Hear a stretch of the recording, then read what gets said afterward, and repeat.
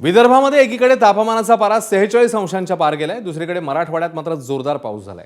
बीडच्या आष्टी तालुक्यात काही भागात वादळी वाऱ्यासह मान्सूनपूर्व पाऊस झाला, तर बावी, मिडसांगवी आणि आष्टी परिसरात झालेल्या पावसाने उष्णतेने हैराण झालेल्या नागरिकांना काहीसा दिलासा मिळाला। तर लातूरमध्ये निलंगा तालुक्यासह अनेक भागात मुसळधार पाऊस झालाय। पावसासोबत विजांचा जोरदार कडकडाट पाहायला मिळाला, वारेही वाहत होते।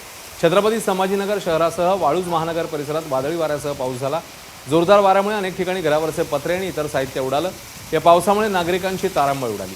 काही भागात झाडांच्या फांद्या तुटून पडल्या आणि त्यामुळे वाहतुकीला देखील अडथळा निर्माण झाल्याचं चित्र पाहायला मिळालं।